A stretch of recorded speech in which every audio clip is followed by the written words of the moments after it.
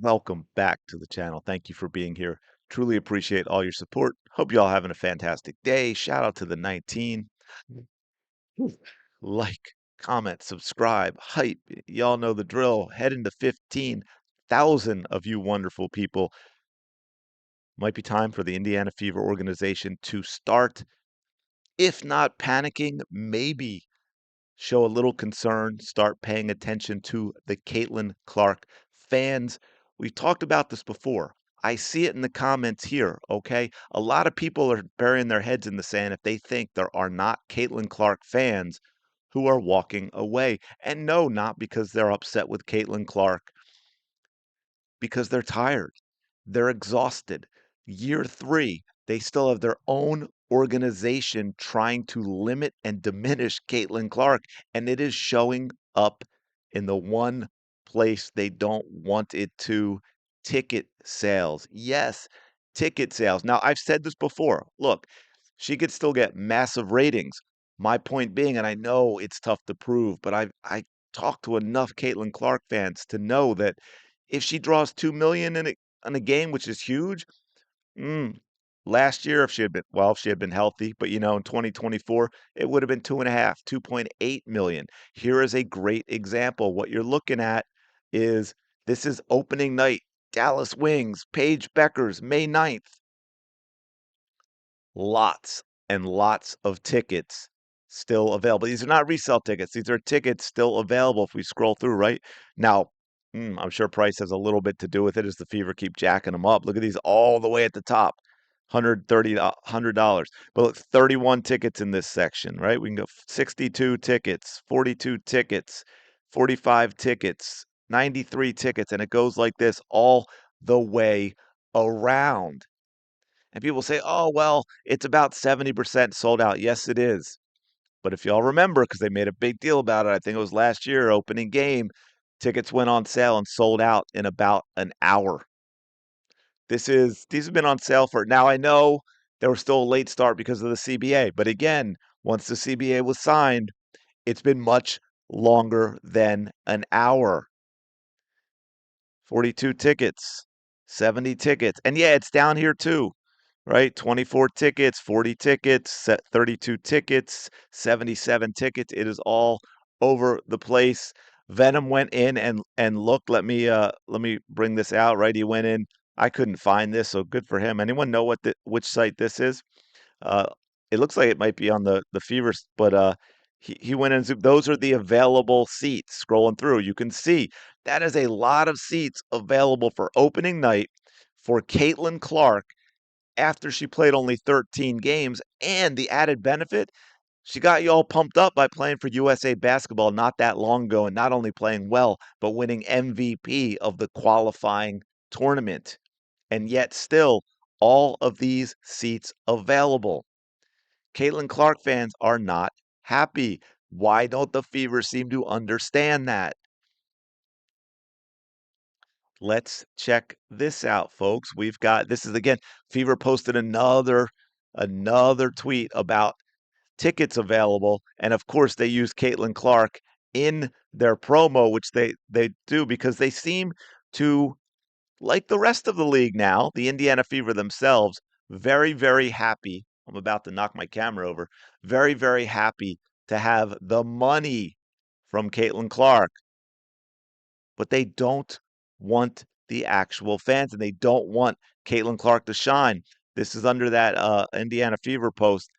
Ironically, I'll be working about a month in India and would buy a ticket to a game, but the only time you attach a picture of Caitlin is when it's at a ticket sales post with a whatever that is emoji. Seems the team is building around AB and KM at this point. Indy is going to lose sales. What else do they say? Okay, sales revenue. Looks like you guys are trying to push Caitlin out of the franchise. Hire a real GM. Nah, not watching. Specifically after heard White repeating the storyline about load managing Cece and having her play more off the ball. She is stubbornly pushing her agenda about keeping an outdated game philosophy and playing style. And then again, here's the list of people who are worried about. Don't play her out of position. Ball in her hands. Off ball, I think off ball 25% is too much. But yeah, if you are going off ball, screens should be set for Caitlin Clark. Caitlin Clark should not be setting screens. Let her shoot more. Yes, trust her for making decisions, which we absolutely know Stephanie White doesn't do. I did a video on it last season when Caitlin Clark, sadly, buying into the nonsense, related a story about how she didn't throw a pass to Kelsey Mitchell that she would normally throw because it's not the type of pass Stephanie White wants, even though Caitlin Clark completes it in her sleep and with her eyes closed. And Caitlin was proud of herself for having her game limited by Stephanie White because that's who Caitlin is.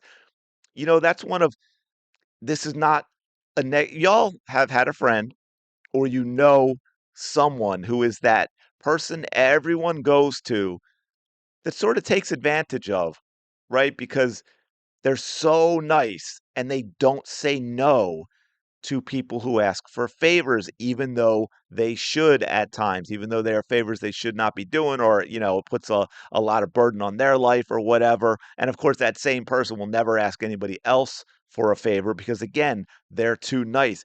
I feel like Caitlin has, and when I say too nice, again, not negative, it's just, how people are. They're nice, I should say, and they get taken advantage of. I feel Caitlin's got a little bit of that in her. Not maybe not even too nice that she gets taken advantage of in that way, but she's got this vibe of she always sees the best in people. She always I think she starts out with the assumption, and it's hard to break, that people have the best of intentions, right? So if Stephanie White's giving her some type of advice or saying something, like, it would never enter her mind that maybe there's something else going on here. You know what I mean? Does that make sense? Let me know in the comments below. Unleash the beast and let Cece play. That's why nobody wants to come. We want to see post-Olympic 2024 CCABKM triple-headed monster that took over the league and became the Showtime Fever. Not slow, grind it out, boring games. Pack the house to watch Cece play off ball. Using Caitlin to sell tickets while putting her on a minutes restriction, playing her out of position, and drafting her replacement is nasty work. Why everything that includes money, it's always Cece on the front picture, but building a team around her, making it a last priority. Yeah, because Kelsey Mitchell's the priority. Aaliyah Boston's the priority. 8 guards is the priority. You're going to lose Cece one day, then you will realize you were not who you thought you were as an organization. Apple my ass, right? And Evelyn, shout out to Evelyn who reposted with this or put it under, right? Here's the original post, right? Again, Caitlin Clark, days away from the regular season. Let's pack the house. Wild that this is not sold out.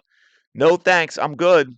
Caitlin isn't your priority, and it shows. We spent thousands last season just to watch her get iced out. No screens, no plays, just standing in the corner like a decoy. Now the coach thinks she's a combo guard. Be serious. I'll be watching from home. You've got 3 games to prove otherwise. Then I'm canceling my league pass. I'll still support my GOAT everywhere else. Her clothes, her shoes, her golf events, all of it. Just not this product, which is, of course, the main product. It's how the CBA came about. Let's make no mistake. Let's stop the BS. Stop the cap. The CBA has nothing to do with a single other person involved in the WNBA. It's 100% Caitlin Clark. Not 98, not 99. It's 100%. Y'all a bunch of losers that no one ever heard about until Caitlin Clark came around. Get that straight. No one cared. Again, it's been a long time since I mentioned this, but you can find him everywhere. You all see him on all different topics, politics, whatever. People go out on the street and they just ask strangers random questions. And whenever you see any about the WNBA, when they talk about, oh, yeah, the women should be paid as much as the men. Absolutely. Name a WNBA player. Can't do it. Name the WNBA franchise in your city. Can't do it. Now they might. Why? Caitlin frickin' Clark. That's why. She is the league. Get it together, Fever. And look, hey man, we hope. I'll tell you, and I'll be honest with you. I'll admit if I'm all wrong. I don't think I am. I think we're gonna see. Now, Caitlin might be hyped up. That's the other thing too. Caitlin, we do know Caitlin in the heat of the moment will take things into her own hands and ignore stuff. We saw that with Christy Sides.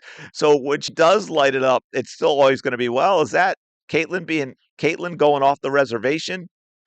Can I say that? Is that cultural appropriation? Reservation? Perhaps coming soon. Anyway, let me know your thoughts. Are you watching? Are you going? Are you no longer going if you're a play? Because we know a lot of out of towners go to they make it a thing going to Caitlin Clark games at Gamebridge. So especially if you're an out of towner, are you packing up the car or getting the plane tickets, the hotel? Are you doing all that? Or are you going to wait and see? That's the thing. It may all eventually work out, but I think a lot of people are hesitant. Let me know in the comments. Smash the like button, subscribe, go. Have the day you deserve. Shout out 19. I'll talk to you all later.